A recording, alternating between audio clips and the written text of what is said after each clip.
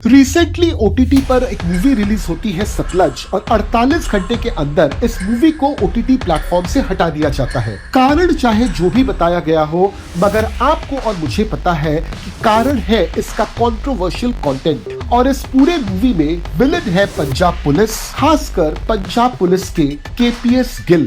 तो चलिए आज हम देखते हैं केपीएस गिल की कहानी। कहानी शुरू होती है लेट 1980s के पंजाब में। हजारों लोग मारे जा चुके थे, बॉम्ब ब्लास्ट्स और पॉलिटिकल असैसिनेशंस आम थे। हर घर में डर था, सुबह घर से निकलने वाला शख्स शाम को लौटेगा या नहीं कोई नहीं जानता था। फिर एक पुलिस अफसर बना इस लड़ाई का चेहरा केपीएस गिल। किसी के लिए केपीएस गिल वे शख्स थे जिसने पंजाब को मिलिटेंसी से आजाद करवाया, तो किसी और के लिए वे एक ऐसे पॉलिसिंग मॉडल के सिंबल बन गए जिस पर सीरियस ह्यूमन राइट्स वायलेशंस के आरोप लगे। तो सवाल ये है कि आखिरकार इतिहास किसे सही मानता है? जवाब हमको मिलेंगे court judgments, CBI records, government documents और पार्लियामेंट्री रिकॉर्ड्स में।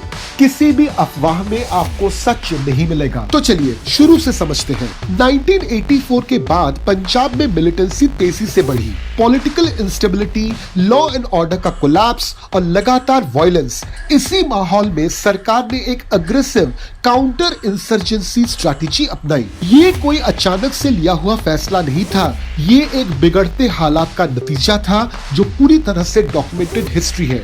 इसी दौर में केपीएस गिल पंजाब पुलिस के डायरेक्टर जनरल बने, पहले 1988 में और फिर से दोबारा 1991 से 1995 तक। उनकी स्ट्रैटेजी थी इंटेलिजेंस नेटवर्क को मजबूत करना, एग्रेसिव एंटी मिलिटेंसी ऑपरेशंस चलाना और पुलिस को सीधे फील्ड में जवाबी कार्रवाई करने की छूट देना। मई 1988 में उन्होंने लीड किया था operation black thunder. Golden temple परिसर के मिलिटेंट्स को हटाने का ये ऑपरेशन था।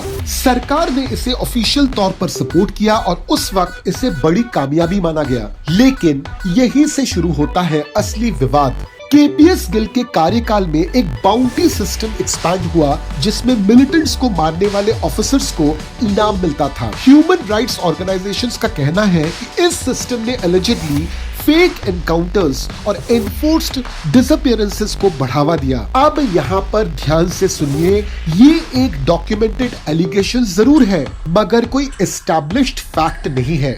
इलीगल डिटेंशंस और सीक्रेट क्रिमेशंस के आरोप भी इसी दौर से जुड़े हैं। ये आरोप मुख्य रूप से ह्यूमन राइट एक्टिविस्ट्स, कुछ पीड़ित परिवारों और बाद में जाकर इन्वेस्टिगेटिव जर्नलिस्ट्स ने लगाए। सरकार का ऑफिशियल पोजीशन हमेशा यही रहा कि ये एक एक्स्ट्रा ऑर्डिनरी सिचुएशन में लिया गया जरूरी कदम था। अब केपीएस गिल की पूरी कहानी अधूरी रह जाती है एक नाम के न होने से, जसवंत सिंह खालरा। खालरा एक बैंकर थे जो ह्यूमन राइट एक्टिविस्ट बने। उन्होंने इन्वेस्टिगेट किया एक दावा कि हजारों लोगों को अनलॉफुली मारकर बिना पहचान के क्रिमेट किया गया है। सितंबर 1995 में खालरा खुद लापता हो गए। सालों बाद एक सीबीआई कोर्ट ने कुछ स्पेसिफिक पुलिस ऑफिसर्स को खालरा के अपहरण और हत्या के मामले में दोषी ठहराया। सीबीआई इन्वेस्टिगेशन में कंफर्म हुआ कि बड़ी संख्या में इलीगल क्रिमेशंस हुई थी, लेकिन किसी भी अदालत ने केपीएस गिल को इस मामले में पर्सनली क्रिमिनली रिस्पॉन्सिबल नहीं ठहराया। हालांकि बार बार ह्यूमन राइट्स ऑर्गेनाइजेशंस ने कमांड रिस्पॉन्सिबिलिटी का सवाल उठाया, यानी एक डीजीपी के तौर से उन पर रिस्पॉन्सिबिलिटी बनती है, मगर किसी भी कोर्ट में ये साबित नहीं हो पाया। कोर्ट्स ने इंडिविजुअल लायबिलिटी पर फोकस किया, जबकि राइट्स ऑर्गेनाइजेशंस ने सिस्टमैटिक अकाउंटेबिलिटी पर सवाल उठाए। और इस वजह से आज दशकों बाद भी केपीएस गिल की लेगेसी इतनी पोलराइजिंग लगती है। तो यहाँ पर हमें पूरी कहानी समेटनी होगी और हम इसको समेटेंगे 3 हिस्सों में। पहला, ऑफिशियल रिकॉर्ड्स बताते हैं कि पंजाब में मास इलीगल क्रिमेशंस हुई, ये सीबीआई इन्वेस्टिगेशन में कंफर्म्ड है। दूसरा, पंजाब डिसअपीयरेंसेस और फेक एनकाउंटर्स में केपीएस गिल का पर्सनल कमांड रिस्पॉन्सिबिलिटी, ये सवाल कानूनी तौर पर कभी भी हल नहीं हुआ। और तीसरा और शायद सबसे अहम बात कि पंजाब काउंटर इंसर्जेंसी का दौर आज भी बहस का विषय है, क्योंकि ये कहानी किसी एक अफसर की नहीं है। ये सवाल है कि जब दुनिया की सबसे बड़ी डेमोक्रेसी सिक्योरिटी क्राइसिस का सामना करती है तो क्या वो रूल ऑफ लॉ बराबर रख पाती है।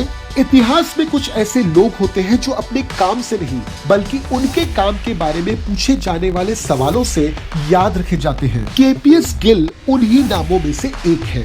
तो मुझे बताइए, क्या आप किसी ऐसे इंसान को जानते हैं या फिर किसी ऐसे परिवार को जानते हैं या फिर क्या आपने खुद पंजाब का वो दौर देखा है? और अगर आप जानते हैं या फिर आपने देखा है तो केपीएस गिल के बारे में आपकी राय क्या है, हमको कमेंट में जरूर बताइए। और मैं आपसे मिलता हूँ अगले वीडियो में एक नए टॉपिक के साथ। जय हिंद।